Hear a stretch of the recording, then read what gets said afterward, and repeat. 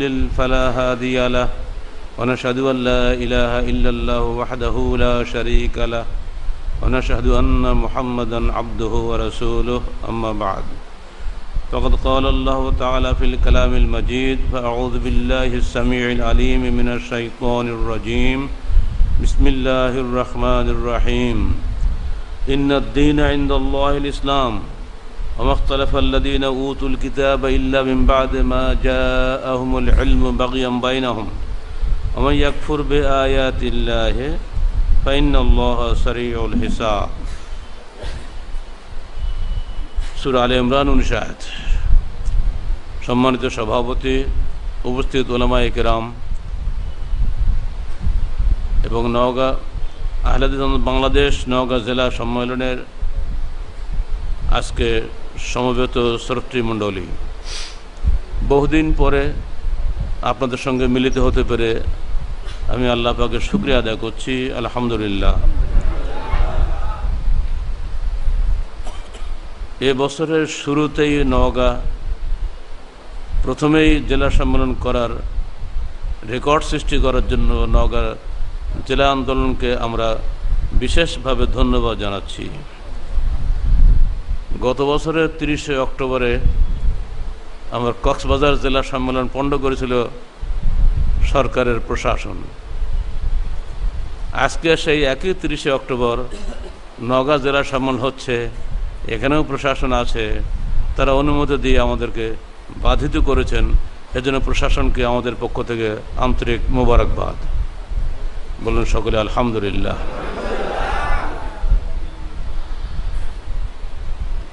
এই নওগাঁ শহরে নানা ধর্ম, বর্ণ, ভাষা গোষ্ঠীর মানুষ বসবাস করে। দেখলাম বিশাল একটা ব্যানার, তার পিছনে মাননীয় প্রধানমন্ত্রীর বিরাট ছবি, তার কানের কাছ দিয়ে লম্বা করে লেখা ধর্ম যার যার, উৎসব সবার। কথাটা কি ঠিক? কিন্তু গণতন্ত্রে এটা ঠিক। ধর্ম যার যার, ভোট সবার। ঠিক তো? ভোট যেহেতু সবার, অত আমাকে সবার উৎসবেই যেতে হবে। চাই ওটা শিরকির উৎসব হোক, চাই ওটা তৌহিদের উৎসব হোক, আমার চাই ভোট। এ বিষয়ে কি আপনারা একমত না? 100বার একমত আপনারা।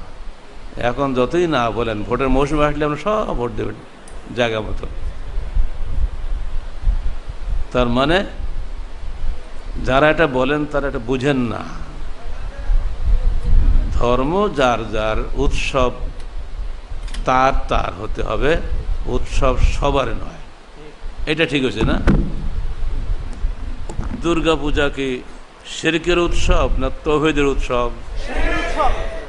আপনার কি দুর্গা পূজা করেন? আমরা ঈদের উৎসব করি, সেখানে কি আমরা শিরক মুক্তির জন্য উৎসব করি না শিরক করার জন্য উৎসব করি? আল্লাহ পাক আমাদেরকে শিরক থেকে মুক্ত করেছেন, তৌহিদের অনুসারী করেছেন। এজন্য আমরা আল্লাহ পাকের শুকরিয়া জ্ঞাপন করে বলি আলহামদুলিল্লাহ। এই বিশ্বাসগত পার্থক্যের মধ্যেই মানুষে পার্থক্য নির্ধারিত হয়। মানুষ নিজে নিজে সৃষ্টি হয়েছে না কেউ সৃষ্টি করেছে? বলেন। মানুষকে নিজে নিজে মরবে না কেউ মারবে? এই বিশ্বাস যাদের আছে তারা কি করে মূর্তি পূজা করে? মূর্তির কোনো ক্ষমতা আছে? সে কি শুনতে পায়? সে কোনো উপকার করতে পারে?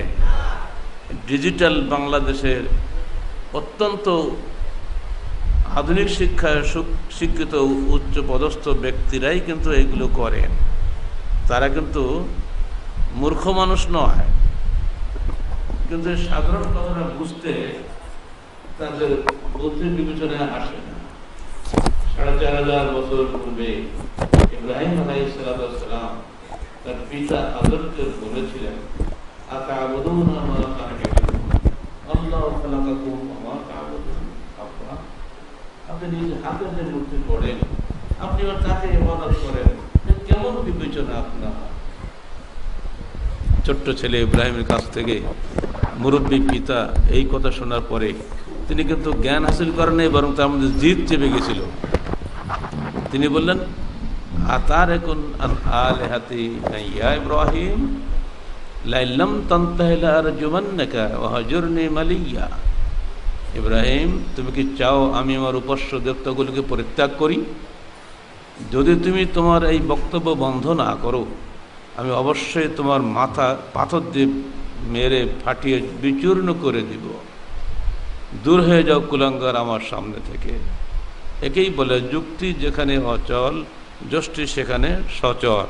বাবা দেখলো ছেলের যা যুক্তি, তার সামনে আমি টিকতে পারছি না, অতএব যখন ছেলেকে গালি দিয়ে বের করে দিয়ে আসার কোনো পথ নাই। 4,500 বছর পূর্বের যে অবস্থা ছিল, আজকে আধুনিক বিশ্বের বুদ্ধিমান লোকদের অবস্থা কি একই নয়? কত কোটি কোটি টাকা ব্যয় করা হচ্ছে 2, 3, 4 দিন 5 দিনের জন্য, তারপর আবার বিজয়ের নামে পানিতে ডুবিয়ে দেওয়া হচ্ছে। এই কোটি কোটি টাকা যারা ধ্বংস করলো, এই অপচয়কারীদেরকে আল্লাহ পাক বলছেন, ইন্নাল মুবাজ্জিরিনা কানু ইখওয়ানা শায়াতিন, অপচয়কারীরা শয়তানের ভাই। অথচ একটা জীবন্ত মানুষ চিকিৎসার অভাবে মরে যাচ্ছে, প্রতিদিন পেপারে আসছে সাহায্যের আবেদন। রাস্তা দিয়ে হেঁটে চলেছে কত মানুষ, অসহায়, খেতে পাচ্ছে না। ওই বড় লোক ওই গরিব মানুষটাকে একটা পয়সাও দেবে না। খুব বেশি হলে হয় বলবে মাফ করো, নয় দেবে 5 টাকা না 2 টাকা। এই আমাদের চরিত্র। অথচ অপচয়ের পেছনে কত টাকা ব্যয় করছি আমরা। ওইখান থেকে আজকে তো মনে করুন, যদি আমরা এখানে কিছু মনে করবো না, যদি আমরা মুসলমান নয় অন্য কোনো ধর্মের লোক হইতাম, ওই মূর্তিগুলো আমরা বানাতাম না? তাহলে ওইখান থেকে যে ওই অপচয় থেকে আল্লাহ পাক যে আমাদেরকে বাঁচিয়েছেন, ওই লক্ষ লক্ষ টাকা ব্যয় করার হাত থেকে আল্লাহ পাক যে আমাদেরকে মুক্তি দিয়েছেন, এজন্য আপনার আল্লাহ শুকরিয়া আদায় করবেন না?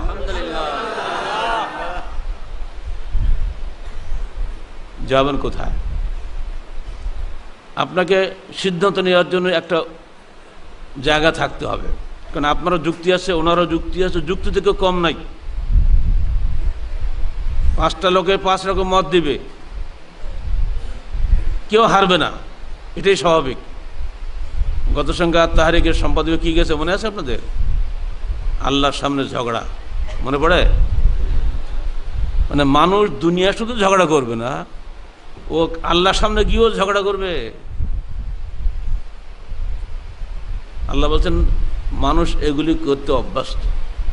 অথচ যত পাণ্ডিত্য আপনার থাক না কেন, আপনাকে কেউ মানবে না, কারণ প্রত্যেকে নিজে নিজে পণ্ডিত।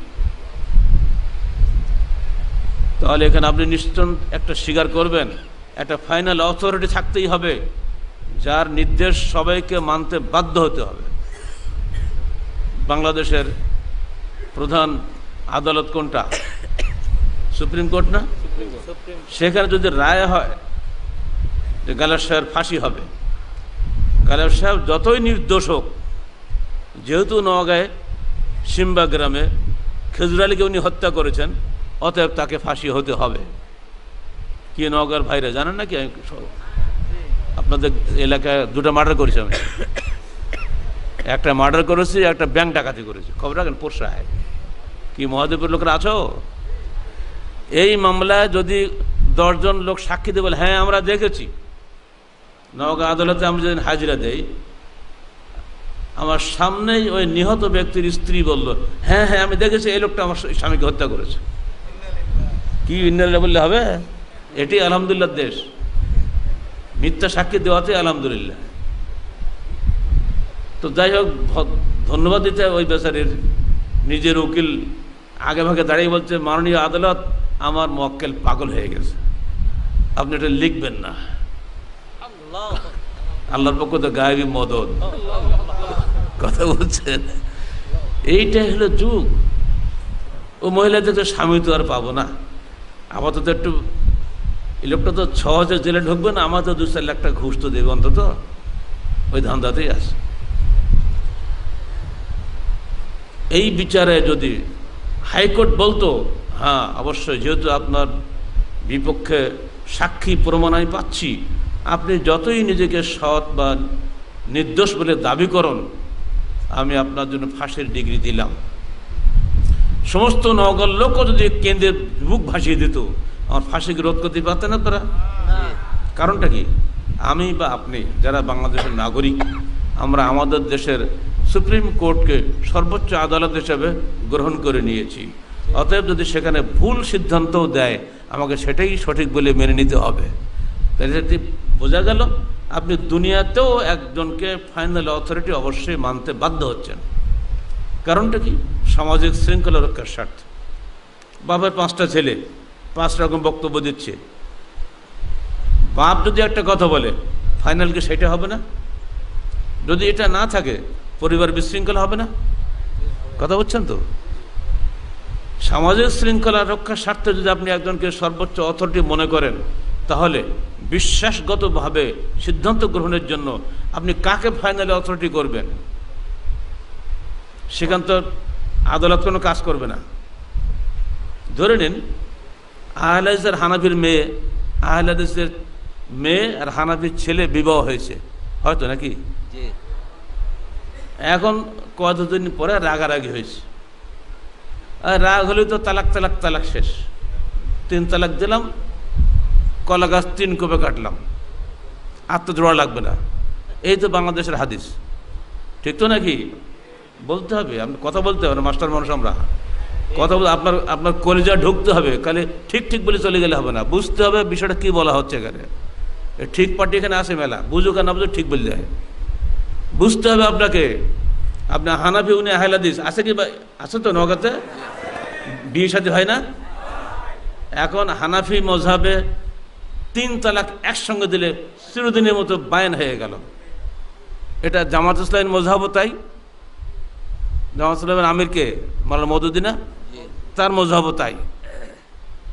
মুফতি মোহাম্মদ শফি মাআরুফুল কোরআন বইয়ে মাওলানা মহিউদ্দিন খানের অনুবাদ, তার মযহাবও তাই। শাইখুল হাদিস আজিজুল হক সাহেব বুখারী সাহেব অনুবাদক, তার মযহাবও তাই। আইডেলের চেয়ারম্যান মাওলানা আব্দুর রহিম, তার মযহাবও তাই। বাংলাদেশের যে নাম করা আলেমগুলোর নাম বললাম, এরাই তো দেশ চালাবে। যদি ইসলামী হুকুমত হয়, কারা দেশ চালাবে? এই হুজুরা চালাবে না? যত পীর মুফতি মাশায়েখ আছে, যাকে প্রায় পীর মাশায়েখ বলে পত্রিকায়, এরা সব কিন্তু এই মযহাবের লোক। মানে 3 বার যদি কোনো মতে মুখ দিয়ে বের হয়ে যায়, তো বাস বউ শেষ। প্রমাণ হলো কলা গাছ, 1 কলা গাছ 3 কোপে কাটলে যা, 1 কোপে কাটলেও তা, 5 কোপে কাটলেও তা। অথবা যেহেতু কেটে ফেলেছো, কলা গাছ জোড়া লাগবে না। মাওলানা মওদুদীর উদাহরণ হচ্ছে কি, পকেটে 300 টাকা যদি বাপ কোনো ছেলেকে দেয়, আর যদি সে ছেলে পাগলের মধ্যে টাকাটা যদি সব খরচ করে ফেলায়, তাহলে সে টাকা গিয়ে ফেরত পাবে? উনি দিলেন 300 টাকার উদাহরণ। আর মাওলানা মুফতি মোহাম্মদ শফি তার তাফসীরে মাআরিফের উদাহরণ দিলেন, একজন মানুষের পকেটে একটা পিস্তল আছে, সেখানে 3টা গুলি আছে। প্রথম গুলি মেরেছে, দ্বিতীয় গুলি মেরেছে, তৃতীয় গুলি মেরেছে, একই সঙ্গে একখানে বসে। 3 গুলি মারাটা তার ঠিক হয়নি বটে, কিন্তু 3 গুলির রিয়াকশন, প্রতিক্রিয়া, ফলাফল একই, সে মরে গেছে, তাই না? 1 গুলিতে মরল, 2 গুলিতে মরল, 3 গুলিতে মরল। অর্থাৎ মরে যখন গেছে, কিন্তু 3টা মারাটা যদিও সেটা বেদাতি তালাক, কিন্তু মরেও তো গেছে, ও আর পাওয়া যাবে না। এই সমস্ত যুক্তি দিয়ে ঠিক একই কাণ্ড করেছে মিশকাতের অনুবাদক নূর মোহাম্মদ আজমি। তিনি হাদিসের অনুবাদ করতে গিয়েছেন, মাঝখানে বেশ আবার তফসিরও করেছেন, ব্যাখ্যাও দিয়েছেন, দিয়ে ঘুরিয়ে ফিরে হাদিসটাকে নিজের মযহাবের অনুকূলে নিয়ে আসছে। আমি এবার আপনাদের সামনে আমি এখন এই নওগাঁ আদালতের বিচারপতি। আমার কাছে হানাফি আহলে দুজনে মিলে বাদী বিবাদী, আমি কোন দিকে রায় দেব? ফাইনাল অথরিটি কে আমার কাছে? আপনি যদি বলেন গণতন্ত্রের দেশ, মেজরিটি মাস্ট বি গ্যারান্টিড। যে দেশে যে মযহাবের লোক সংখ্যা অধিক, সেই মযহাব অনুযায়ী আইন হওয়াটাই স্বাভাবিক। এটা কথা কার বলতে পারেন? অধ্যাপক গোলাম আজম সাহেবের, আল্লাহ তাকে ক্ষমা করুন। 1986-এর 31শে জানুয়ারি তাদের সাপ্তাহিক মুখপত্র সোনার বাংলায় তার এই বক্তব্যটা বের হয়েছে। উনি আমৃত্যু এর উপরে ছিলেন, বিকেলের আসর বইটা পড়ে দেখেন, এখান থেকে তিনি তওবা করে ফিরে আসেন নাই। এদেশে যে মযহাবের লোক সংখ্যা ওদের সেই মযহাব অনুযায়ী যদি আইন হয়, তো আহলে হাদিসের সংখ্যা তো কম, তাই না? তাহলে এখন আমি কিন্তু নওগাঁ আদালতের বিচারপতি, খেয়াল রাখেন কিন্তু আমি কিন্তু এই মুহূর্তে আপনাদের কোনো হুজুর মুজুর কিচ্ছু না, আমি কিন্তু সেরেব্যান্ড বিচারপতি। আমি তখন আমার উকিলদেরকে বলবো, দেখো তোমরা যে যাই লাফালাফি করো, আমার এই জেলাতে অধিকাংশ লোক হানাফি মযহাবের লোক, আর হানাফি মযহাবের ছেলে আর আহলে হাদিসের মেয়ে। আমাকে এখন ফয়সালা দিতে গেলে গণতন্ত্র হিসেবে অধিকাংশের পক্ষে ফয়সালা দিতে হবে। তখন উকিলরা কি বলবে? ঠিক ঠিক ঠিক ঠিক বলবে না? কথা বলেন একটু আমার সাথে ভাই, এই মরা লোকদের কাজ করা যাবে না তো? ঠিক ঠিক বলবে না? ও উকিলরাও ঠিক বলবে, সবাই ঠিক, হ্যাঁ ঠিকই তো। কেন আপনার বেতন তো অধিকাংশ লোকেই দেয়, কটা আছে এক মুঠা আহলে দিয়ে কি চিন্তা ভাবনা। অথচ আপনারা বলেন যে প্রত্যেকের নাগরিক অধিকার আছে, বলে না? বক্তৃতার সময় কত লম্বা লম্বা কথা আমরা শুনতে পাই। এইবার উনি ফয়সালা দিলেন যে ঠিক আছে, যদি তুমি বউটা পুনরায় তুমি নিতে চাও, বা বউকে বল তুমি যদি তোমার স্বামীর কাছে ফিরতে চাও, একটাই পথ খোলা আছে, তোমাকে হিল্লা করতে হবে। ওই যে হুজুররা, মানে তখন তো সব ইসলামপন্থী হুজুর হবে, মুসলিম ল আছে তাদের। হিল্লা করতে, হিল্লাটা কি জিনিস? একটা একজন লোককে ডেকে এনে এক রাত বিয়ে দিতে হবে, পরদিন সকালে যাচাই করতে হবে গোসলটা করলো কি না, তা না করা পর্যন্ত হবে না। তারপরে যদি সে ছেড়ে দেয়, তাহলে আপনি পুনরায় আগের স্বামীকে ফেরত দিতে পারেন। এগুলো কোরআন দিয়ে দলিল দেয়, হাত্তা তানকিহু যাওজান গায়রাহু। সূরা বাকারা, সূরা কি? সূরা বাকারা না, 234 বাস রায় হয়ে গেল। এবার মেয়েটির বাপ আহলে হাদিস, কিন্তু সে বলছে আমার মেয়ের পুনর্বিবাহের দরকার নাই, হিল্লা আমি করব না, কোনো অবস্থাতেই আমি এটাতে রাজি নই। মাননীয় আদালত, আমি আপনার বিচারকে প্রত্যাখ্যান করলাম। আমি আমার মেয়েকে বিনা বিবাহে, অর্থাৎ বিনা হিল্লাতে আমার জামাইকে দিতে প্রস্তুত। জামাই যদি চায় আমি এখনই তাকে দিয়ে দেবো। দুটা হলো না, সিদ্ধান্ত কিন্তু হলো না। নওগাঁ আদালতের বিচারক তো, আমি তো অসহায়, আমি কি বলবো? বা গো টু হাইকোর্ট, তাই তো বলবো। কি বাংলার হাইকোর্ট দেখানো কাজ ছাড়া কি আছে আমাদের? হাইকোর্টে গিয়ে ওখানেও তো একই মজাব লোকরাই বসে আছে, তাই না? আর এখন তো মাথা বসে আছে হিন্দু সিনহা, ও যে কোন মজাব লোক তো আল্লাহ ভালো জানে। বিচার যেটাই হোক না কেন, সিদ্ধান্ত ওইটাই হবে, হিল্লা করতে হবে। বলুন, আহলে হাদিস মেয়েটি তার বাপ কোশ্চিনকালেও এই হিল্লা থেকে রাজি হতে পারবে? এখন ওই ছেলেটি কি বলবে? এই ছেলে তখন চিন্তা করবে, আমি রাজশাহী বিশ্ববিদ্যালয়ে এমএ পাস করে এসেছি, আমার বাপ নয় মূর্খ হতে পারে, আমি তো লেখাপড়া জানা ছেলে, আমি আমার স্ত্রীকে অন্যের সঙ্গে জেনা করা অবস্থায় দেখবো, ধর্মের নামে জেনা করবে, সেই স্ত্রীকে আমি আবার ফেরত দেবো? কোশ্চিনকালেও আমি এতে রাজি নই, যাও তোমার মযহাব, আমি আহলে হাদিস হয়ে গেলাম। বলবে না? এখন বিচারক বলবে, হ্যাঁ যখন দুটোই আহলে হাদিস হয়ে গেছে, এখন হিল্লা টিল্লা লাগবে না বাবা, তোমার যা আবার করো, আমার কোনো আপত্তি নাই। আর যদি ছেলে আহলে হাদিস না হয়, ওকে হিল্লাই মেনে নিতে হবে। বোঝা গেছে? এখন সিদ্ধান্ত কে দিবে? আহলে হাদিস বলছে সিদ্ধান্ত দেবে কোরআন এবং হাদিস, আর মযহাবপন্থীরা বলছে সিদ্ধান্ত দেবে আমার ইমাম বা পীর বা মাশায়েখ। আমরা বলি কোরআন হাদিস আগে, পীর মাশায়েখ পরে। ওনারা বলেন পীর মাশায়েখ আগে, কোরআন হাদিস কি তারা কিছু পড়ে নেই? বরং বাপদাদা যা করছে আমরা তাই করব, এটাই ভালো, সবাই জাহান্নামে যাবে, আমিও জাহান্নামে যাব। এগুলো হলো জোশের কথা।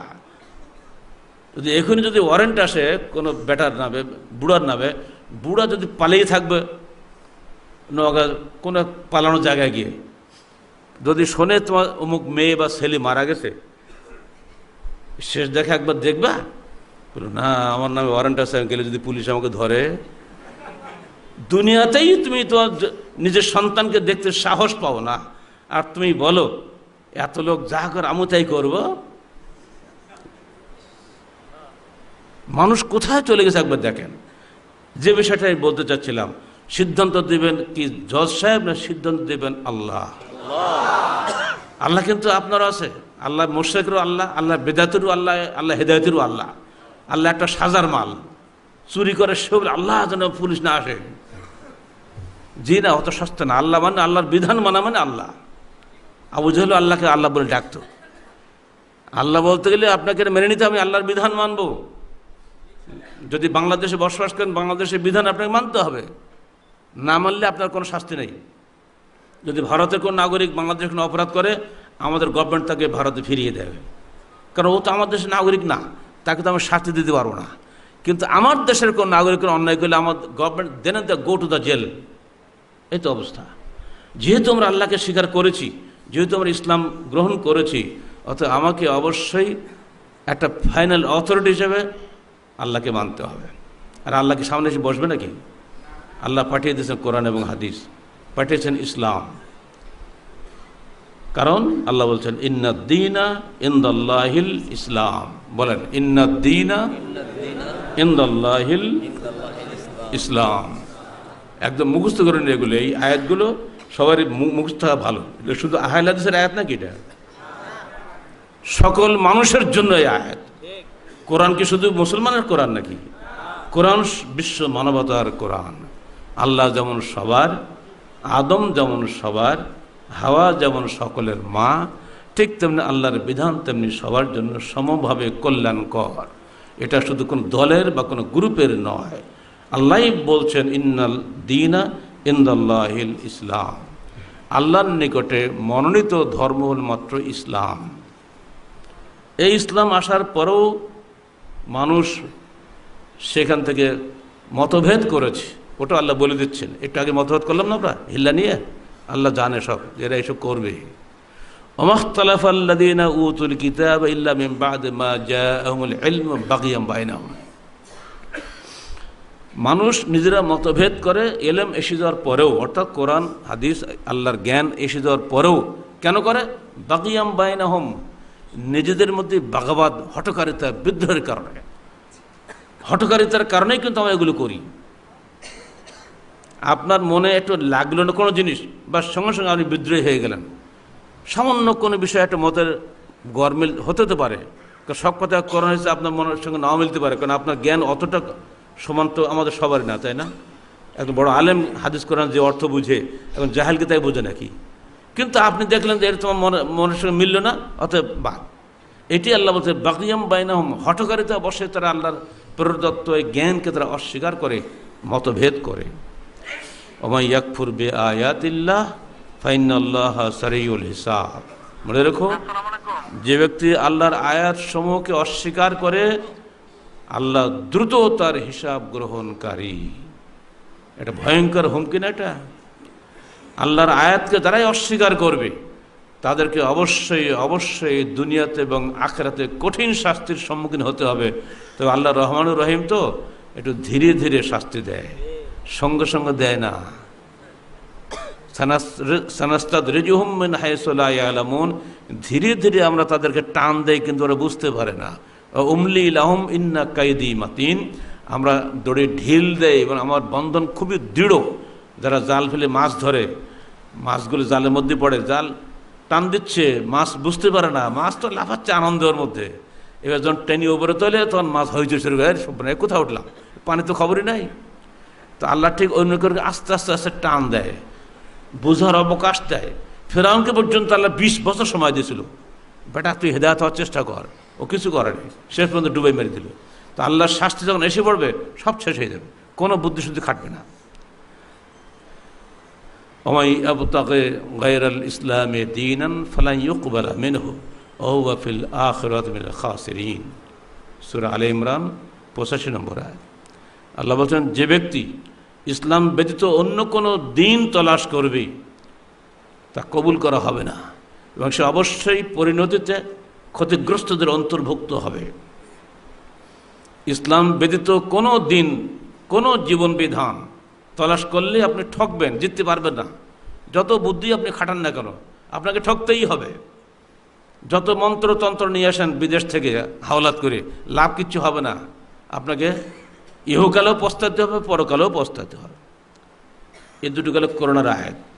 হাদিস শোনেন, আন আবি হুরায়রাতা রাদিয়াল্লাহু তাআলা আনহু ক্বালা ক্বালা রাসূলুল্লাহ সাল্লাল্লাহু আলাইহি ওয়াসাল্লাম, বলুন সবাই সাল্লাল্লাহু আলাইহি ওয়াসাল্লাম।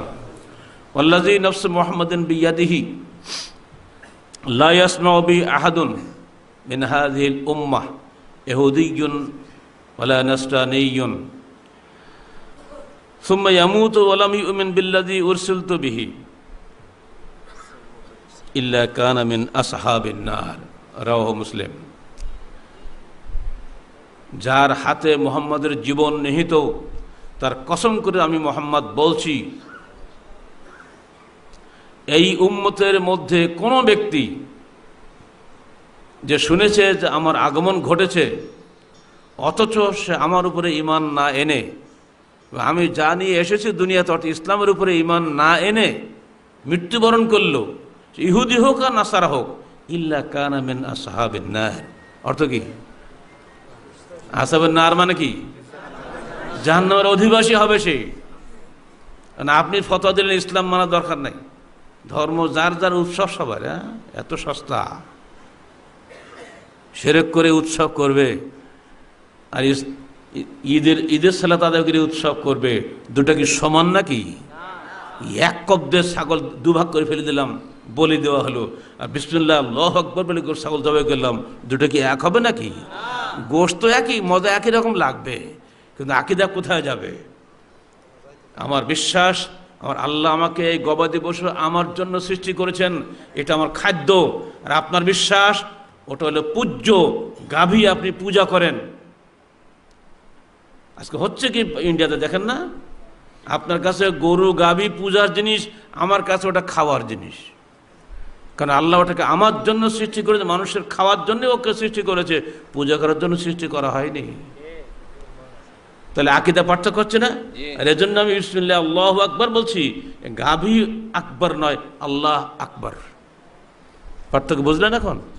গাভী সবার বড় নয়, আল্লাহ সবার বড়। যিনি গাভীকে সৃষ্টি করেছেন, যিনি মানুষকে সৃষ্টি করেছেন, আমি সেই আল্লাহর নামে আল্লাহ সৃষ্ট হালাল পশুকে কোরবানি করছি। এজন্যই আমরা বলি বিসমিল্লাহ আল্লাহু আকবার। এর মধ্যে আকীদাগত বিরাট পার্থক্য আছে। সমান হবে দুটা? হ্যাঁ, আপনি মুসলমান হলে সমাজ জায়েজ আছে। আপনার বাপ মরে গেল বা শ্বশুর মরে গেল, দিলেন বিশাল একটা পার্টি, তার নাম হলো কুলখানি, চেহালাম, ও তো পার্টি। এটা কি শোক হয়, কান্না হয়? কান্নায় কি টাকা বেরোয় পকেট থেকে? কান্নায় কি খাসি খাওয়ার মজা আসে?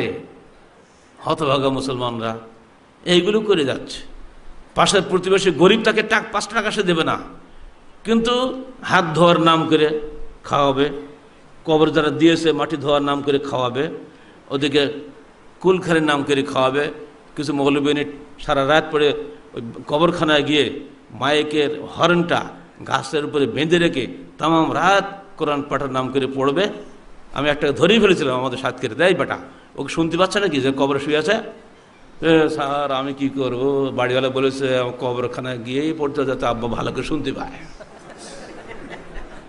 কত বড় গাধা! শুধু গাধা বললে হবে না, গাধার বাবা দাদা বললে বোধ হবে না। অথচ অত্যন্ত উচ্চশিক্ষিত লোক, কোটিপতি লোক, টাকা তো অভাব নেই, হাফেজ কিন্তু কত লাগে, যত 1000 টাকা দিলে হাফেজ তো গুন্ডা গুন্ডা আসবে। মাইকে পড়তে আসবার লোক অস্থির হয়ে যাচ্ছে মাইকের চিৎকারে, কিন্তু ও কোরআন পড়তে কিছু বলতে পারছে না কেউ। আমাদের মুক্ত বন্ধ হয় না? চিন্তা করছেন অবস্থাটা হচ্ছে কি? অন্য ধর্মের লোক কিছু করলে আপনি তাকে কাফের বলেন, আর নিজের ধর্মের লোক করছে কি? এটা শুধু বোঝার সমস্যা। মানে এরা কিছুকে ফাইনাল অথরিটি হিসাবে কোরআন হাদিসকে মানে নাই, মেনেছে মানুষকে। ওরা মেনেছে ওদের ব্রাহ্মণদেরকে, আমরা মেনেছি আমাদের পীরমা শায়েখদেরকে, বাস খালাস। ওদেরও কোনো ধর্মগ্রন্থ নাই, আমাদেরও ধর্মগ্রন্থ থেকেও নাই। কেউগুলো উপরে দেখে, উল্টেও কেউ দেখে না। এখানে বহুত শিক্ষিত লোক আপনারা আছেন, আপনাকে হলফ করে বলতে পারবেন জীবনে কখনো পুরা কোরআন শরীফ একটানা পড়েছেন, খতম করেছেন অর্থ সহ? একেবারে নাই বলতে, হ্যাঁ বলতে পারবেন না, আমি জানি। আমি 36 বছর ধরে ইউনিভার্সিটি মাস্টারি করি, আমি মাস্টারদের সঙ্গে ওঠা বসা করি আমি। ওরা জীবনে কোরআন ছুঁয়েও দেখে না, শেষ করা তো পড়ি মোরকা। আর অর্থ সহ শেষ করা, ও তো কোটিতে একটা হবে কিনা সন্দেহ। আলেমরাও করে নাই, অসংখ্য আলেমকে আমি দেখেছি যারা কোশ্চেন করে কোরআনের অর্থ বলতে পারে না, বাছাই করা কিছু আয়াত মুখস্থ আছে, ওগুলো দিয়ে সারা দুনিয়া কাঁপিয়ে বেড়াচ্ছে। অথচ এই কোরআন আমার জীবনের জীবন গ্রন্থ। কোরআন আমি শুধু ধর্মগ্রন্থ বলি না, কোরআন হবে মুসলমানের জীবন গ্রন্থ। জীবনের প্রতি পদে পদে তাকে কোরআনের হুকুম মেনে চলতে হবে। তারিখে কোরআন অনুধাবন একটা দর্শে কোরআন আসতেছে, পড়ছেন কি? জিয়াটা আসতে কেন? আর কেউ পড়ে না নাকি এখানে? এই লোকগুলো কি সব কেউ তাহারে পড়ে না? তা কষার শব্দ নেই কেন? কোরআন অনুধাবন দর্শক দুটা সংখ্যা আসলো না, এটা ভালো করে পড়বেন। না বুঝে কোরআন পড়লেও নাকি ভাবেন 10টা নাকি, ওইটা নিয়ে শান্তি হলে হবে না। কোরআন বোঝার জন্য কোরআন এসেছে দুনিয়াতে। অফিসারদেরকে বলছে, বাবা যত চাকরি বাকরি করো, কোরআন না পড়ে বললে তোমার জাহান্নামে যেতে হবে। বিচারকদেরকে একই কথাই বলছি, আল্লাহ পাক তোমাকে দয়া করে বিচারক বানিয়েছেন, মানুষকে ভালো মন্দ যাচাই বাছাই করার দায়িত্ব তোমার। তোমার বেশি বেশি কোরআন পড়া দরকার, কারণ তোমার হাতেই মানুষের জেল ফাঁস। সাবধান। নওগাঁ আদালতে এক জজ, আমাদের মেয়ে, আমার এক কলিগের মেয়ে, সে এখানে আসে কিনা জানি না, পারলে তাকে বলে দিন বিষয় তোমার চাচা বলে গেছে কথাটা। বিচারক যারা হবে তাদের অত্যন্ত কঠিনভাবে কোরআন হাদিস পড়তে হবে, অন্যরা অত না পড়লেও চলে। খুবই সাবধান। যে মানুষ তার নিজের ধর্মগ্রন্থের খবর রাখে না, সে কিসের ধার্মিক লোক? ও যদি সারা রায় তো ইবাদত করে, ও কোষের ধার্মিক না, ও কারণ সে কিছুই জানে না। পিঠে করে ইয়াহমুল আসফার আছে না সূরা জুমার মধ্যে, কামাসাল হেমার ইয়াহমুল আসফারা, ওগুলো গাধার মতো পিঠে খেলে বোঝা বহন করে। বোঝা চিনির না গোবরের, ওর যে নিজে খবর রাখে না। তো কোরআন খালি ঘাড়ে করে ঘুরে বেড়াই আমরা, ওগুলো কী লেখা আছে কেউ বলতে পারি না। আর এই কারণে আজকে মুসলমানদের অধঃপতন। কিছুই এরা জানে না, কোরআন জানে না হাদিস জানে, যার ফলে আমাদের সার্বিক জীবনটা হয়ে গেছে একটা ধ্বংসাত্মক জীবন। ফলে যখন যে দিচ্ছে, যেভাবে আমাদের গালি দিচ্ছে, লাথি দিচ্ছে, তাই করে যাচ্ছে, আমাদের জীবনে কোনো উন্নতি হচ্ছে না। এই বিষয়গুলো আপনারা একটু মনে রাখবেন। শুধু শুনবেন না, আপনাদেরকে বেশি বেশি করে বলছি, আপনারা আমাদেরকে ভালোবাসেন বলে, ধরে এখানে আসতাম না। তো ইসলাম নিয়ে ভয়ের কোনো কারণ নাই। আপনার স্বভাব যেটা চায় ইসলাম সেটা বলে। ইসলাম স্বভাব ধর্ম। বাপকে সম্মান করতে ইসলাম বলে, আপনার স্বভাব কি তা বলে না? সন্তানকে স্নেহ করার জন্য ইসলামের নির্দেশ, আপনার স্বভাব কি তা বলে না? ইসলাম বলছে বড়কে সম্মান করো, ছোটকে স্নেহ করো, নইলে সে আমার উম্মতের অন্তর্ভুক্ত নয়। এটা কি আপনার স্বভাবের কথা নয়? এটা স্বভাবের কথা। কিন্তু এখন এই উল্টে গেছে। এখন ছাত্ররা শিক্ষকদের মারতে পারলে ক্রেডিট নেয়, অফিসারদেরও আর ইউএনওকে মারছে, আদালতের বিচারককেও মারতেছে, আমাদের রাজশাহী মেডিকেলের চিফ মেডিকেল অফিসারকেও পর্যন্ত চাকু মেরে দিয়েছে। যখন হাইকোর্টের একটা অংশ ছিল আমার যশোরে, হাইকোর্টের প্রধান বিচারপতিকে বেরোয়ার সঙ্গে সঙ্গে খাসকে মেরে দিয়েছে তাকে। তাহলে মানুষ কাকে সম্মান করবে বলেন? বড় ছোট কোন তারতম্য নাই, কিন্তু এটাই স্বভাব ধর্ম। আপনি বলেন ও অন্যায় করেছে, মেরে দিয়েছে, সমস্যা কি? জি না, অন্যায় করলে মারা যাবে না। বড় ছোট অবশ্যই আপনাকে সম্মান বোধ থাকতে হবে, সমাজ ধ্বংস হয়ে যাবে। ছোট ছোট ছেলে 18 বছর 20 বছর বয়স, জাস্টিস শাহাবুদ্দিন যখন বাংলাদেশের প্রেসিডেন্ট ছিলেন, ওরকম উনি প্রধান বিচারপতি, তারপরে এত মানে নির্দোষ ক্লিন একটা ইমেজের একটা মানুষ বাংলাদেশের ইতিহাসে এরকম প্রেসিডেন্ট আসে নাই। শত্রু মিত্র তবে তাকে সম্মান করে। আর আমার ইউনিভার্সিটির 19 বছর ফার্স্ট ইয়ার অনার্স কতটুকু বয়স হয়, 19 বছর বয়স আইনত, সে মিছিল করছে, বলছে শাহাবুদ্দিন তুই কবে যাবি? বলেন কি করব? মানে ওর নেতারা ওকে ওইটা বলার জন্য নির্দেশ দিয়েছে। হয়তো ওই মিছিলটা করলে হয়তো কিছু 10 টাকা বা 20 টাকা পাবে। এই হতভাগা দেশে আমরা বসবাস করি, মান সম্মান কোনো ব্যাপারে দেশে নাই। আর আমাদের গভর্নমেন্ট হাই হাই করতেছে শিক্ষার মান নাই, শিক্ষার মান নাই। আর বারবার মান তো তোমরাই দিচ্ছ না, এমন দলাদলি তোমরা শুরু করেছো।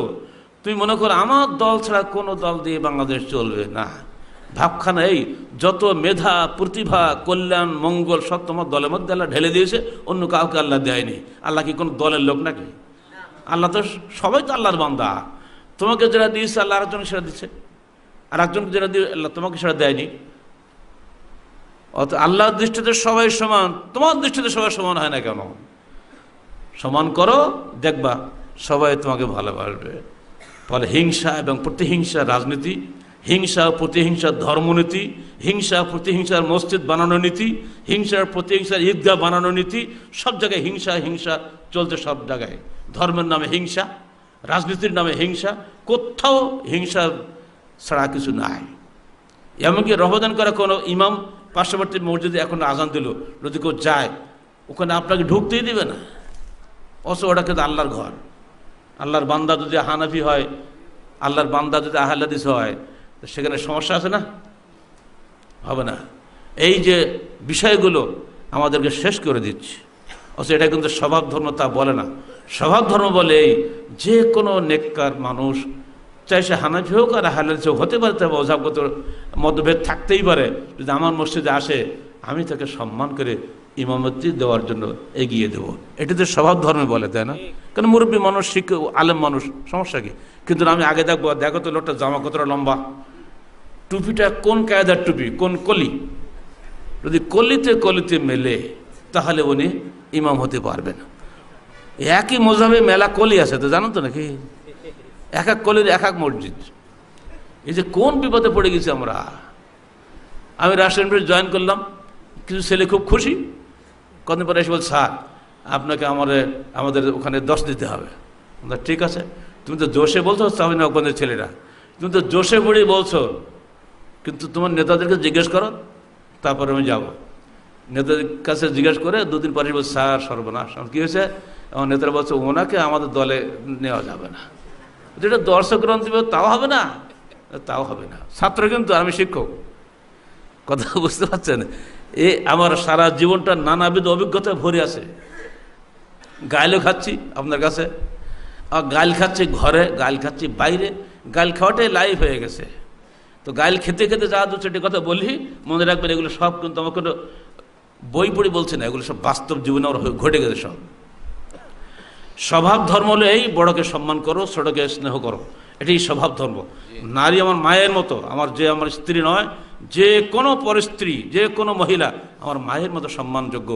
এটা হিন্দুরাও বলে, মুসলমানরাও সবাই বলে। এটা কারণ এটা হলো স্বভাব ধর্ম। পর্দা নারীর, এটা স্বভাব ধর্ম। রবীন্দ্রনাথ ঠাকুরের মা, তার চেহারা কেউ কখনো দেখে নাই।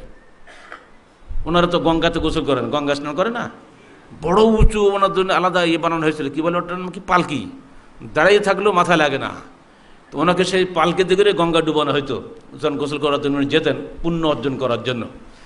এইবারে ওর ভেতরে গোসল করে পালকির উপরে টোকা মারলে শব্দ হইতো, এবার লোকেরা উঁচু করে চলে যেত। কি কঠিন পর্দানুসারী মহিলা ছিলেন, একবার চিন্তা করতে পারেন? তাহলে এই পর্দাটা কি উনি কি ইসলাম পড়ে শিখেছেন, না নিজের বিবেক থেকে শিখেছেন? কারণ এটা হল স্বভাব ধর্ম। ইসলামে পর্দা ফরজ, আর আপনি পর্দা ছিন্ন করা ফরজ। আপনি আইন করে দিয়েছেন। এই ইউনিভার্সিটির পরীক্ষা হলো কদিন আগে, গার্জিয়ান বিশ্ববিদ্যালয় পর্যন্ত লেখা আছে ফর্মে, কান এবং মুখ অবশ্যই খোলা রাখিতে হইবে মেয়েদের জন্য, একেবারে আইন।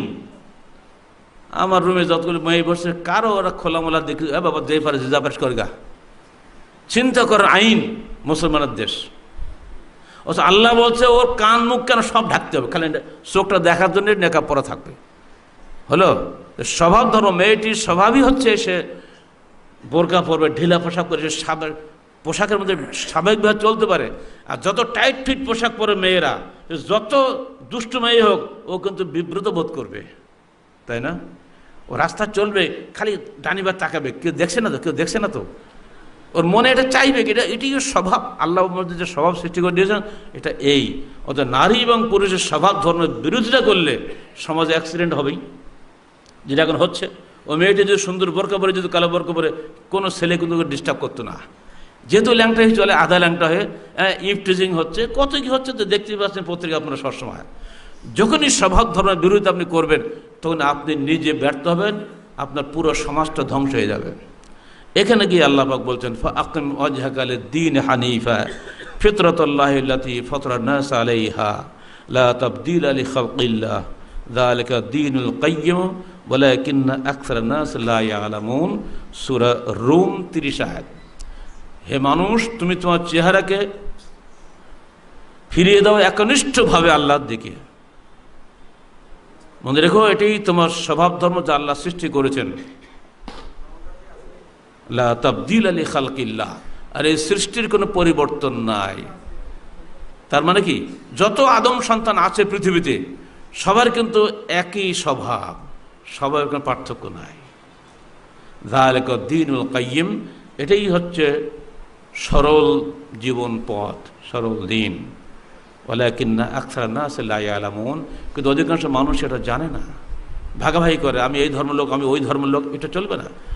আজকে যে কারণে পাশ্চাত্য বিশ্বে ইসলাম গ্রহণের হিড়িক পড়ে গেছে, এসব ল্যাংকা উল্লঙ্গপনা মেয়েরা, বলিউডের মেয়েরা, হলিউডের মেয়েরা সব তবতিল্লাহ করে ইসলাম কবুল করতেছে, যে না এর মধ্যেই শান্তি আছে, এ হবে না, আমরা যে যাই লাফালাফি করি হবে না। এমনকি টনি ব্লেয়ার, যে আপনার কি বলে ইংল্যান্ডের প্রধানমন্ত্রী ছিলেন সাবেক, তার নিজের শালিকা, সে দেশের নাম করা সাংবাদিক মহিলা, তিনি নিজে ঘোষণা দিয়ে মুসলমান হয়ে গেছেন। শুধু না, নিজের সমস্ত পোশাক পরিবর্তন করে বোরকা পরা শুরু করে দিয়ে দিয়েছে, বলছে এর মধ্যেই শান্তি পেয়েছে, আমি কোথাও শান্তি পাই নাই।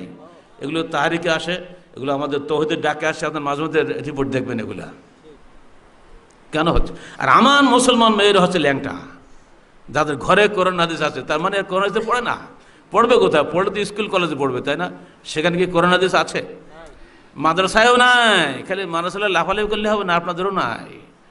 আপনারা কতগুলো সাজেশন পড়ান, পড়ে M A degree, honours final দিয়ে ডিগ্রি ছেড়ে দিচ্ছেন। একটা আলেম মানুষ আজকে আরবিতে কথা বলা পড়ি, মোরকে আরবিতে লিখতেও পারে না। যাচ্ছি কোথায় আমরা আস্তে আস্তে? শুধু অজ্ঞতার অভাবে, অজ্ঞতার কারণে আমাদের এগুলো হয়ে যাচ্ছে। মুসলমানরা অজ্ঞ, ইসলাম জানে না, অন্যরা ইসলাম তখন পড়তেছে, ইসলাম গ্রহণ করছে, আমাদের লজ্জা পাওয়া দরকার না? এবার আল্লাহ রসুল ব্যাখ্যা দিচ্ছেন, দেখেন এই আয়াতটার ব্যাখ্যা আল্লাহ রসুল দিচ্ছেন। ওয়ান আবি হুরায়রা রাদিয়াল্লাহু আনহু ক্বালা ক্বালা রাসূলুল্লাহ সাল্লাল্লাহু আলাইহি ওয়াসাল্লাম, বলুন সবাই সাল্লাল্লাহু আলাইহি ওয়াসাল্লাম, যখনই রসুলের নাম শুনবেন তখনই দরুদ পড়বেন। ঘটা করে ইয়া নবী সালাম আলাইকা পড়াটা বেদা, এটা চলবে না। এগুলো ঘটা করা, অনুষ্ঠান করা চলবে না। এগুলো যখনই নবীর নাম বললো তখন মহব্বত করে রসুলের জন্য দরুদ পড়াটা প্রত্যেক মুসলমানের জন্য একেবারে ওয়াজিব। যদি কি আপনি এটা পড়েন, আপনার একটা গুনাহ ঝরে যাবে, একটা নেকি যোগ হবে, আর কিয়ামতের দিন আপনার জন্য আল্লাহ রসুলের শাফাত ওয়াজিব হবে। তা আপনি দরুদ পাঠ করবেন না? যতবার শুনবেন ততবার আপনি দরুদ পড়বেন সাল্লাল্লাহু আলাইহি ওয়াসাল্লাম। তিনি বলছেন, মা মিন মাওলুদিন ইল্লা ইউলাদু আলাল ফিতরাহ ফাআবাওয়াহু ইউহাব্বিদানিহি ওয়া ইউনাসসিরানিহি ওয়া ইউমাজ্জিসানিহি। এমন কোন আদম সন্তান পৃথিবীতে আসে না যে ইসলামের উপরে, ফিতরাতের উপরে, স্বভাব ধর্মের উপরে জন্মগ্রহণ করে না, অতঃপর তার পিতামাতা তাকে ইহুদি বানায়, নাসারা বানায়, মজুসি বানায়। আল্লাহ কিন্তু ঠিকই মুসলমান বানিয়ে ছেড়ে দিচ্ছে, আর আমরা তা কেউ ইহুদি বানাচ্ছি, কেউ মজুস বানাচ্ছি, কেউ নাসারা বানাচ্ছি। এরপর মুসলমান হওয়ার পরেও কেউ হানাফি বানাচ্ছে, কেউ শাফি বানাচ্ছে, কেউ কাদরিয়া বানাচ্ছে, কেউ চিশতিয়া বানাচ্ছে, কেউ নকশবন্দিয়া বানাচ্ছে। মানে আমাদের হিসাব নেই কে যে কত রকম আছে। দর্শনের উপরে আমাদের বাংলাদেশে এই দেহতত্ত্ব আছে না, ওই ফানাফিল্লা বাকাবিল্লা হয়, ওদের 200 দল আছে বাংলাদেশে। খালি হিসাব নেবেন, শুধু জিক্রে জলি, জিক্রে খফির উপরে 1800 চরমনে মারামারি। জোরে জিক্রি করবো না মনে মনে জিক্রি করবো, এই নিয়ে মারামারি। উপায় নাই, আপনাকে এক জায়গায় যেতেই হবে, মাথা এক জায়গায় নিচু করতেই হবে, নইলে জীবনে কোনো ঝগড়া থামবে না। শায়খুল হাদিস হোক আর শায়খুল কোরআন হোক, কোনো লাভ হবে না। আপনাকে এক জায়গায় মাথা অনত করতেই হবে। সেটাই আল্লাহ রসুল বলে গেছেন মৃত্যুর আগে, একটু পরে আপনাকে বলছি। এখন আসুন, ইসলামটা কি যদি আমি আপনাদের জিজ্ঞেস করি ইসলাম কি, আপনাকে 5 মিনিটে বলতে হবে। আমার মনে হয়, আমার অভিজ্ঞতা বলে, যদি আপনাকে আমি 5 দিনের সময় দেই, আপনি বলতে পারবেন না ইসলাম কি, বলতে পারবেন না। আপনি এখানে দাঁড়িয়ে ইসলাম কি এর উপরে আপনি 5 ঘন্টা বক্তৃতা করবেন, কিন্তু ইসলামটা কি আপনি বুঝাতে পারবেন না, কারণ আপনি নিজেই খবর রাখেন ইসলাম কারে বলে। অথচ ইসলাম এসেছিল যে যুগে, সে যুগের সাধারণ বেদুইন পর্যন্ত আল্লাহ নবীর কাছে প্রথম বাক্য শুনেই তার ইসলাম কবুল করেছে, ইসলামটা বুঝে গেছিল। ছোট্ট একটা ইনস্ট্যান্স দেন, আপনারা মিশকাত পড়েন তো সবাই, তাই না?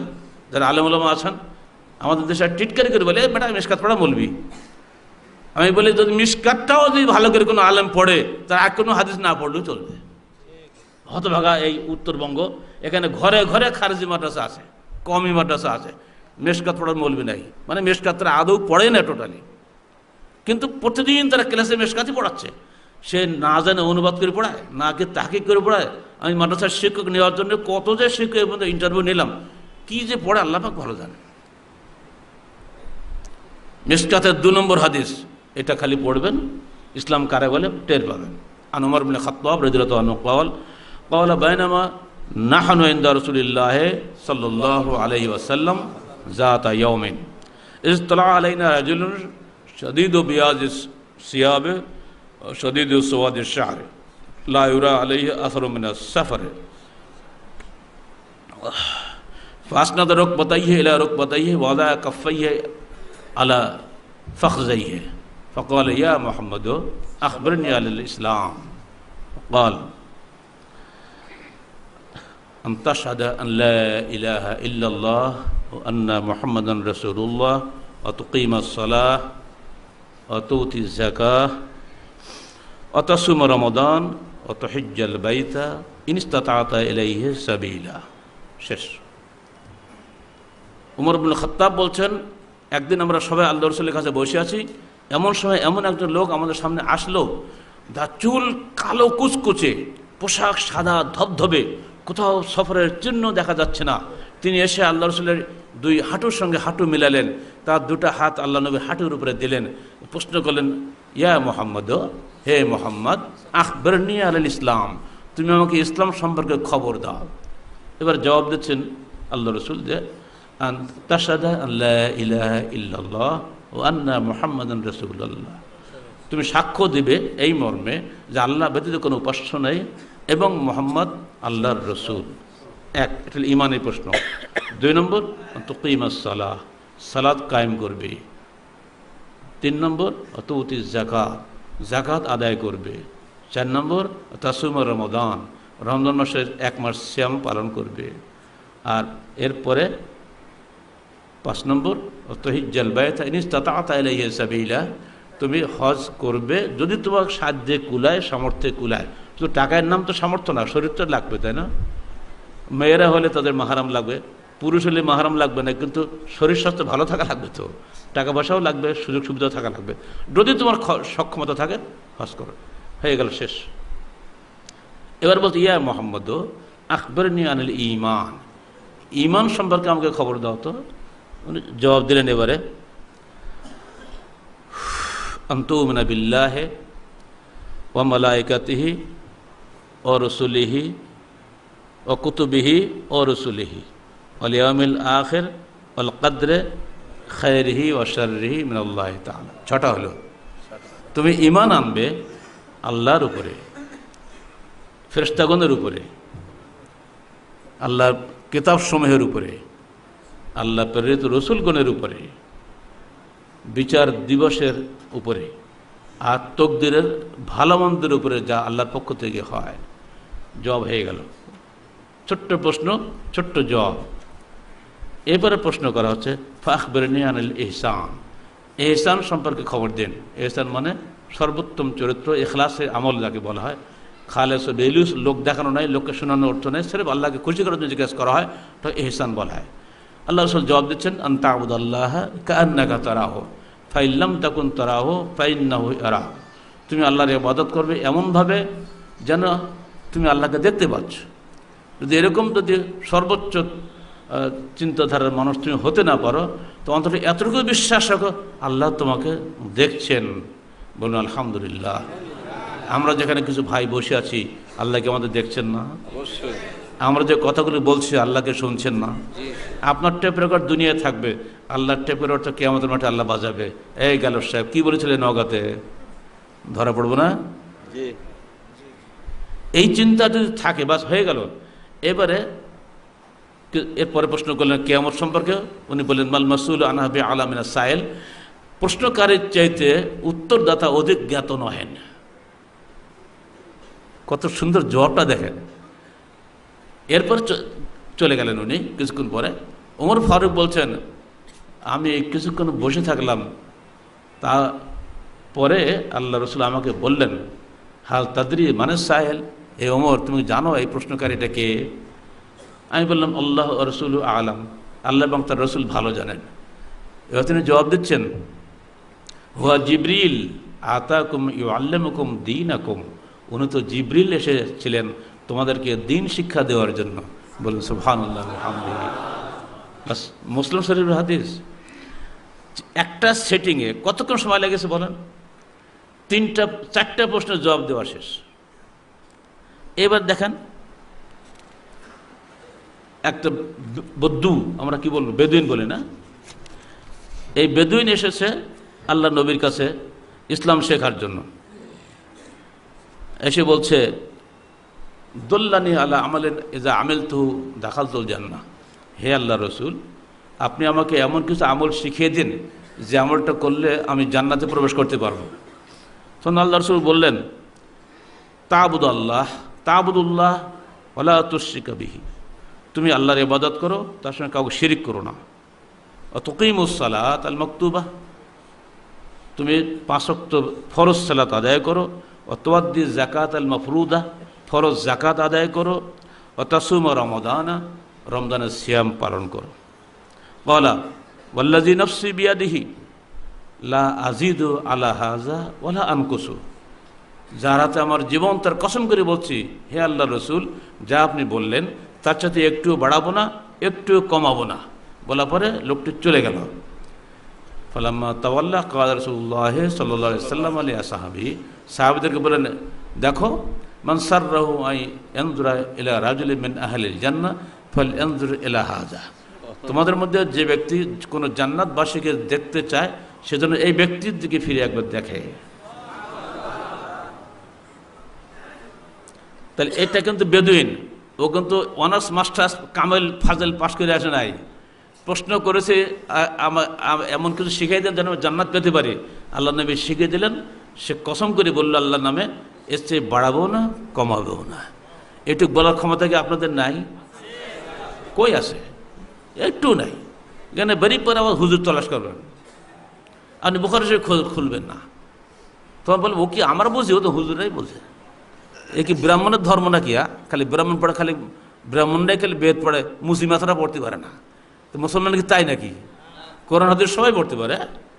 ইসলাম তো সহজ। আর দিন ইউসরুন ওয়ালা ইউসরুন, দিন তো সহজ, কঠিন করেছে আমরা মৌলবীরাই। দিন তো সহজ, হাদিস খোলেন সব পাবেন। এ হয়তো খালি আমরাই নিজেরা ঝামেলা করে ফেলে দিয়েছি। এই জন্য আমরা দায়ী। আসুন, সিরাতে মুস্তাকিমের উদাহরণটা কেমন আল্লাহ রসুলের কাছে শোনেন।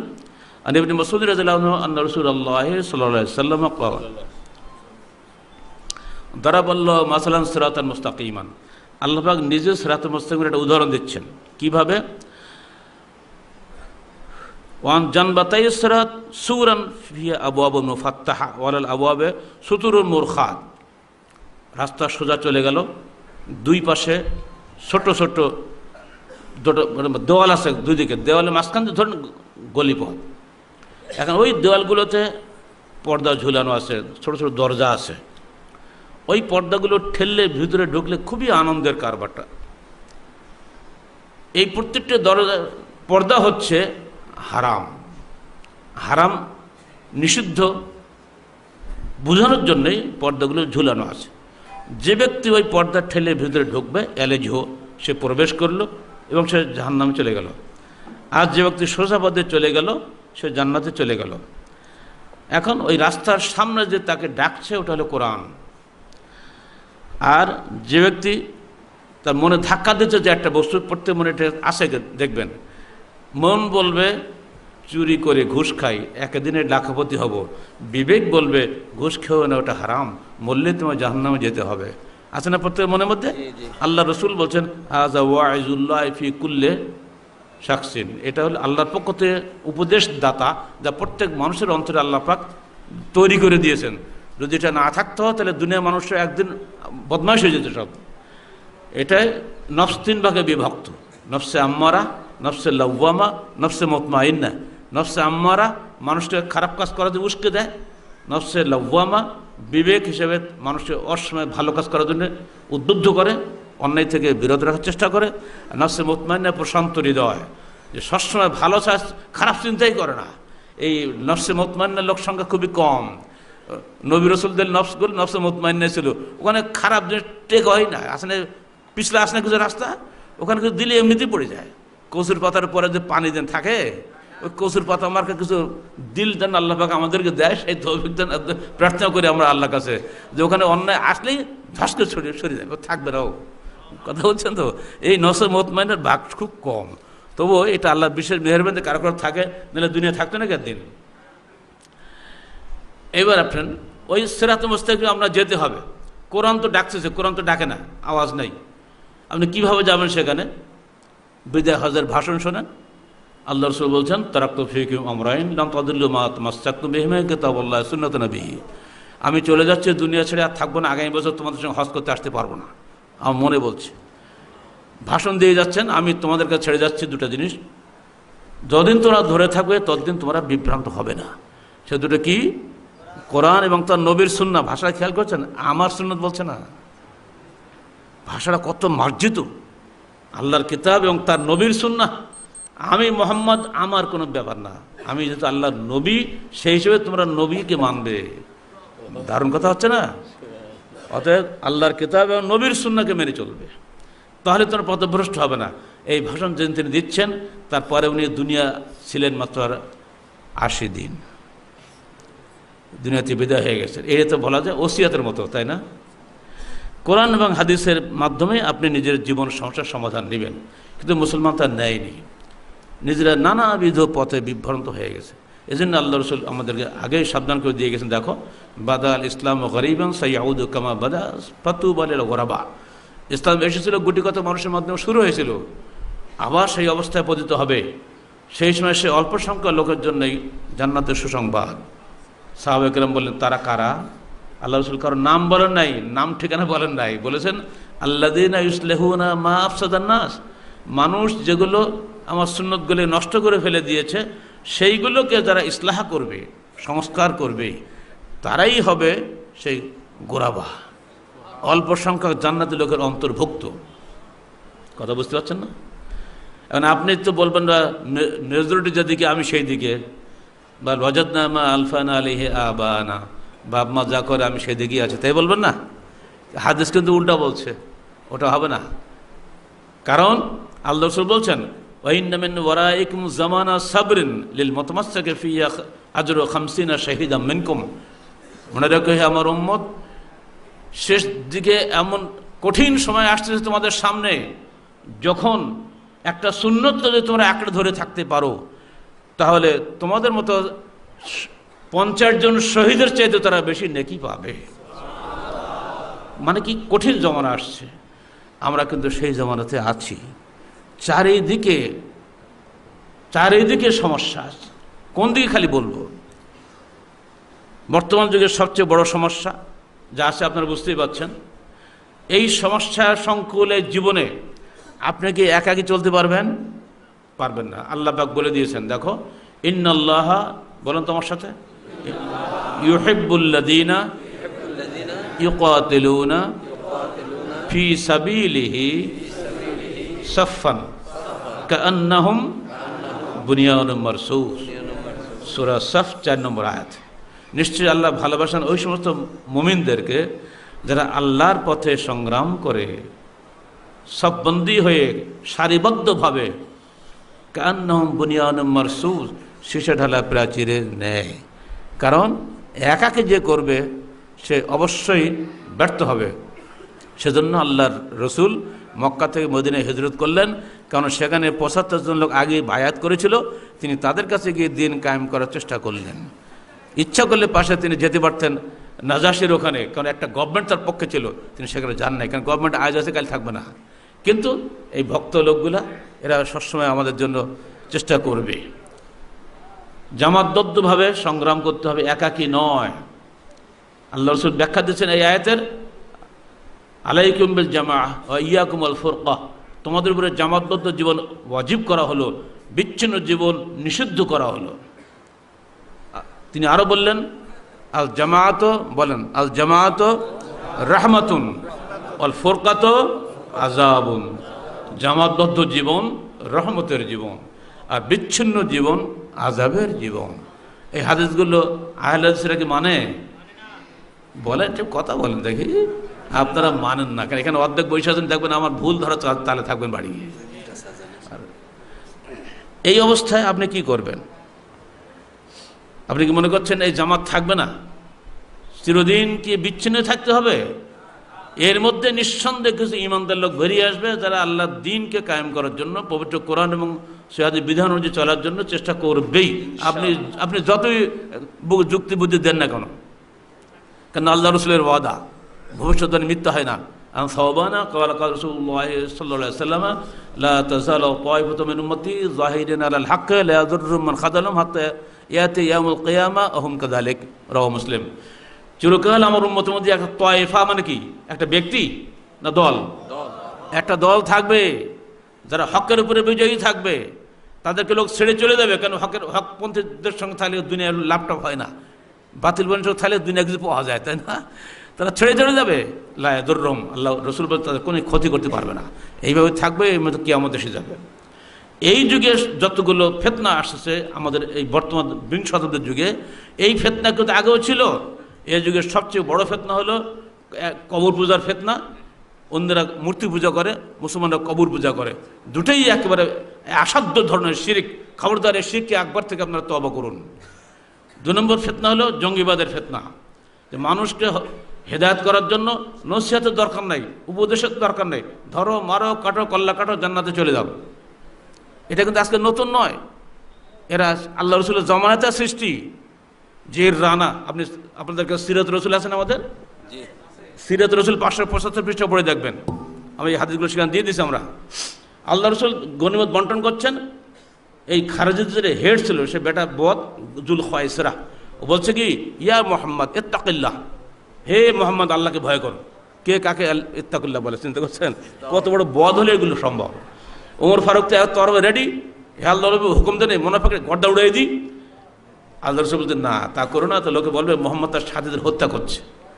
বাস উনি বলে গেলেন আখিরি জমানায়, এটা আলী থেকে হাদিস, আখিরি জমানায় এমন কিছু ছেলেপিলে আসবে, আহদাসুল আহলাম, তাদের জ্ঞান বুদ্ধি কম, আহদাসুল আসনান, অল্প বয়স্ক, আর বুদ্ধিশুদ্ধি কম, বোকা।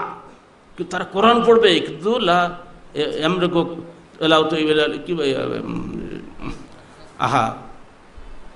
তাদের কণ্ঠনালী অতিক্রম করবে না। মানে ওটা কোরআন পড়বে, কোরআন বুঝে না। আল্লাহ রসুল বহু আগে আমাদের বলে গেছেন বিষয়টা। আজকে যেসব জঙ্গিরা মরতেছে, বয়স কত? 18, 20, 19। ওরা এমন পণ্ডিত, বলে কি এই তোমরা ঠান্ডা দাও, এখন জান্নাতে চলে যাচ্ছি, পুলিশকে দরজা খুলে দাও, আসুক। ওই গুলশান হামলায় বলেছে রিপোর্ট, আর দেখলাম, দরজা খুলে দাও, ওরা আসুক, ওরা না মরলে জান্নাত যাবো কেমন করে আমরা? কী চিন্তাধারা দেখেন ওদের, এমন করে মাথা নষ্ট করে দেওয়া হয়েছে। এরা এখন মানুষকে মারছে, ইসলামকে ধ্বংস করে দিয়েছে। এরা এই জঙ্গিবাদ, এটা তার নিজের বুদ্ধিতে করে নেই, তাদেরকে কেউ বোঝানো হচ্ছে কোনো তরফ থেকে, তাই না? সেটা আমরা সবাই বলি বিদেশি ষড়যন্ত্র। বাংলাদেশকে জঙ্গি রাষ্ট্রে প্রমাণ করার জন্য বিদেশিরা এগুলি করছে, তাদের ভাড়াটি কিছু লোক দিয়ে। অতএব সাবধান, আপনার সন্তান যেন প্রকৃত ইসলামপন্থী হয়। শুধু দাড়ি টুপি আলা হলে ইসলাম হয় না, আকিদা যদি ইসলামপন্থী না হয়, দাড়ি টুপি দিয়ে ইসলাম হয় না। কবরে গেলে দাড়ি টুপি সব পচে যাবে, কিন্তু আকিদার আল্লাহর কাছে চলে যাবে। আকিদা যদি মধ্যপন্থী না হয়, আকিদা যদি চরমপন্থী হয়, ও কোশ্চিনকালে মুসলমান নয়। অত বিষয়টা খেয়াল রাখবেন। আপনি দায়িত্ব আপনার সন্তানকে পথে নিয়ে আসা। দেখছেন না পত্রিকা আসছে, যে ছেলেটা মারা গেল কদিন আগে, তার বাপ কি কাঁদছে, আল্লাহ আমার সন্তান এত ভালো সন্তান ছিল, ধ্বংস হয়ে গেলে মোবাইলের কারণে। ওই মোবাইল কি খাতের কাজ করেছে, তাকে ধ্বংস করে দিই। মাত্র 18 বছরে পড়েছে এবার নাকি বয়স। এই ছোট্ট ছোট্ট ছেলেমেয়ে যেগুলো করবে, 1500 বছর পূর্বেই আমার রসুল ভবিষ্যৎবাণী করে গেছেন। আমাদের লিখিত একামুদ্দিন পথ পদ্ধতি বইটি পড়ে দেখুন, এখানে আমরা সব হাদিসগুলো দিয়ে দিচ্ছি। পরিশেষে আমি আপনাদেরকে বলে দিচ্ছি, ইসলাম বোঝার চেষ্টা করুন, কারণ ইসলাম আল্লাহর নিকটে একমাত্র মনোনীত ধর্ম। আর ইসলাম বোঝার জন্য কোরআন হাদিস একমাত্র মাধ্যম। আর কোরআন হাদিস বোঝার জন্য যোগ্য শিক্ষকের কাছে যেতে হবে, যারা জঙ্গিবাদে বিশ্বাসী নয়, শৈথুল্যবাদে বিশ্বাসী নয়, কোনো শিরক বেদাতে বিশ্বাসী নয়। নিঃসন্দেহে তারা হবে আহলুল হাদিস, যার হাদিসটা একটু আগে বললাম। এই হাদিস সম্পর্কে বড় পীর আব্দুল কাদের জিলানী বলছেন, দেখো আহলে সুন্নাত ওয়াল জামাতের কোনো নাম নাই, ওয়ালা ইসমাহুম ইসমাহুম ইল্লা ইসমুন ওয়াহিদুন ওয়া সাহাবুল হাদিস। আহলে সুন্নাত ওয়াল জামাতের একটাই মাত্র নাম হলো আহলুল হাদিস। এটা কে বলছে? বড় পীর আব্দুল কাদের জিলানী। একই কথা বলে গেছেন ইমাম আহমদ বিন হাম্বল। ইল্লাম এখন আহলুল হাদিস ফালা আদরি মানহুম, যদি তারা আহলে হাদিস না হয় তো আমি জানি না তারা কারা।